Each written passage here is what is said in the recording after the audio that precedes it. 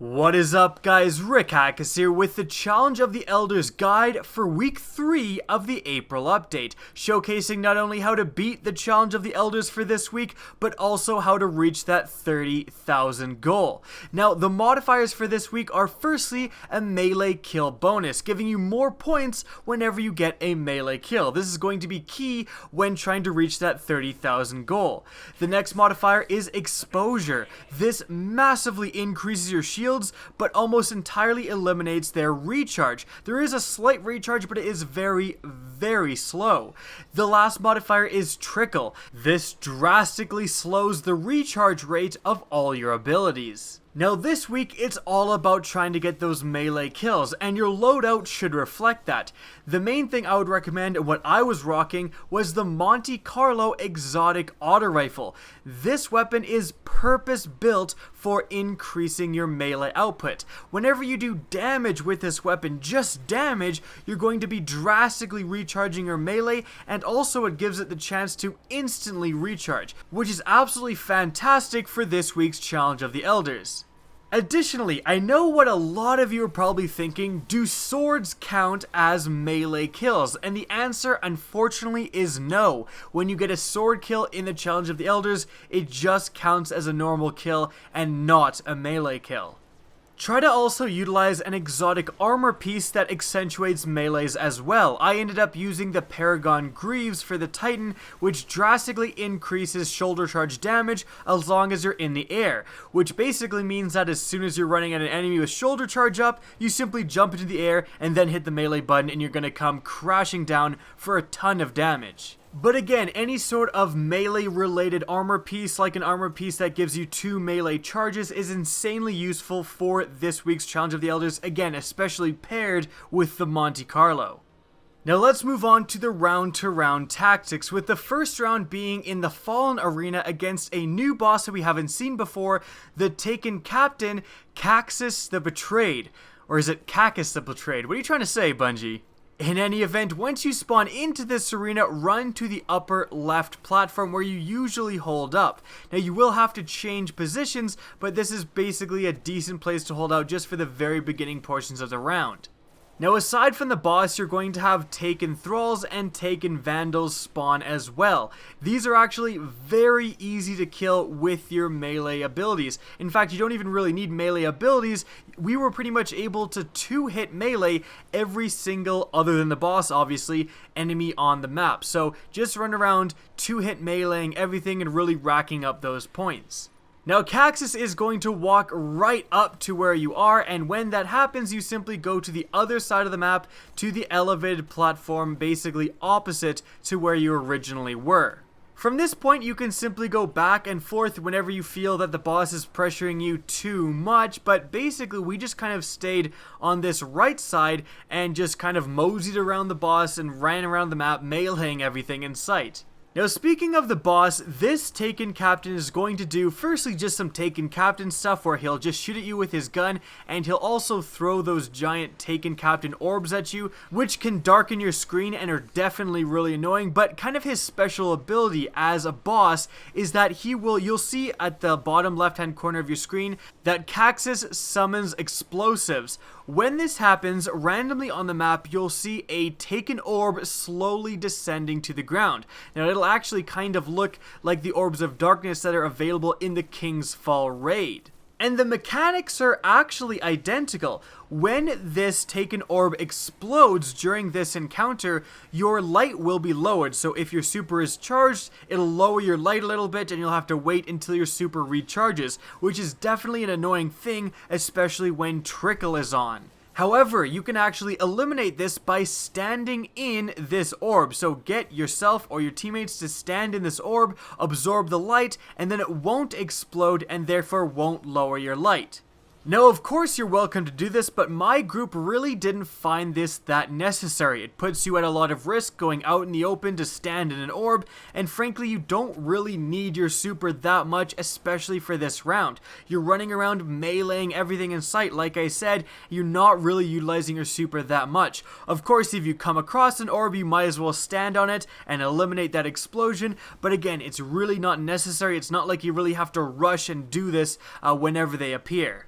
At this point, you simply do the tried and true Challenge of the Elders tactic, which is simply kill all of the adds to rack up those points, damage the boss until you see that reinforcements are arriving and a new wave of adds spawns, kill those adds to rack up more points, go back to the boss, go back to the adds, and simply go back and forth. And you're going to be doing that for every single boss fight in Challenge of the Elders from now until the end of time.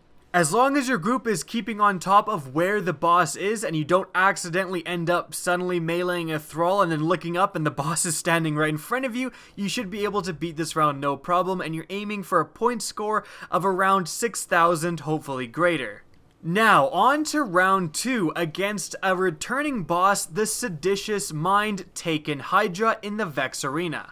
Now, just to reiterate for those of you who may have missed last week's guide, this boss is actually fairly easy because you don't have to do anything extra in order to defeat it. Now, when the round starts, I would recommend simply running over to that left side. That is going to be the place with the best cover in this arena. And while you're kind of over there, you simply need to watch out for the red circles that appear on the ground. This is the boss's special ability. The boss will just stand in the very middle of the map and shoot at you from time to time, but its only special ability is that it will randomly create these explosions semi-near to where you are. And again, they're going to be outlined by that red circle on the ground, and then you'll see a taken orb descend from the sky and explode, doing a ton of damage within that red circle.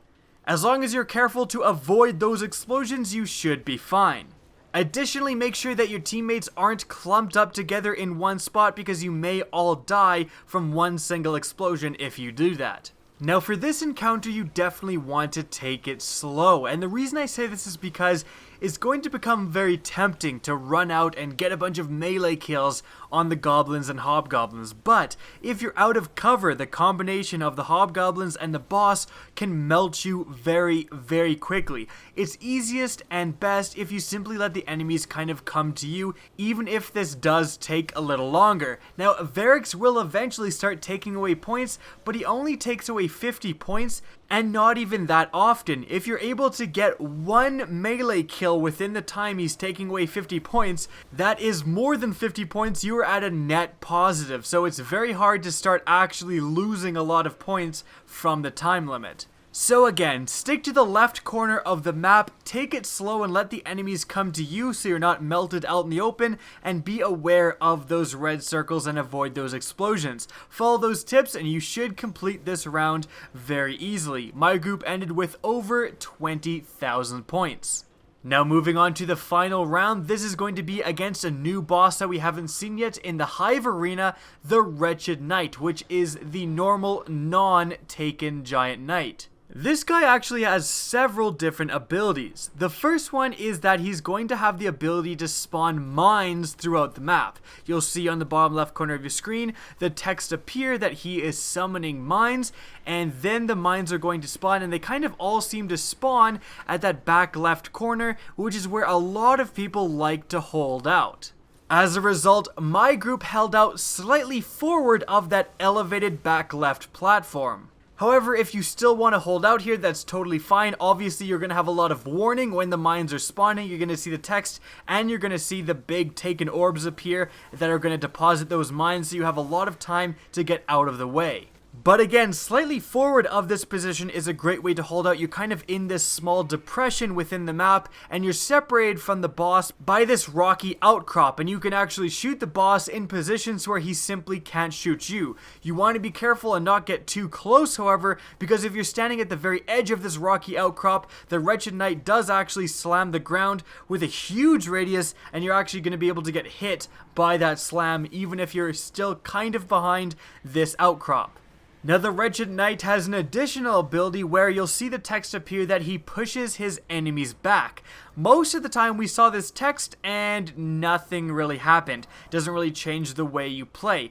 However, we kind of deduce that probably what this does is that it produces an area of the black taken mist around the boss, and that does happen. Sometimes your vision will be impaired randomly when fighting the boss, so be aware of that, but it's really not that big of a deal. That text may also just coincide with when he slams the ground for a big area of effect attack, but as long as you're behind this rocky outcrop, you can't be hit by that, so it's pretty irrelevant when that's happening. And in fact, because you can just hold out on this left side and completely stand in areas where the boss can't attack you, the mines are very easy to avoid. You get a ton of warning before they ever spawn, and pushing the enemies back basically doesn't do anything.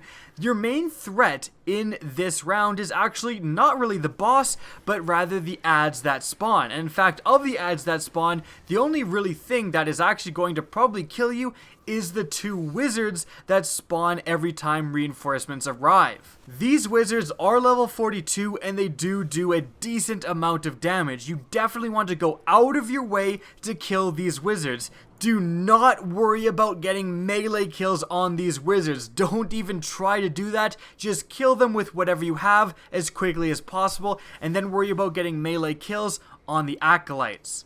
And my last tip for this week's Challenge of the Elders is that I know it's going to be tempting to try to finish the bosses off with a melee kill, and I know some of you are definitely going to pull it off, but I have to recommend against doing that. We tried to do that and it failed literally every time. It's probably not worth doing it unless all of the ads are dead and you basically have everyone alive and the other 2 teammates are kind of waiting back, you know, ready for you to die, because you probably are going to die. So again, I have to recommend against doing that, but I know everyone's gonna not listen to me and try to get those melee kills on the bosses, so good luck. In any event, if you follow all those tips, you should finish with over 30,000 points. My group easily got over 40,000. Now that's it for the video. I hope you guys enjoyed and found it helpful. Now if you did, please remember to help me out by simply rating or sharing this video.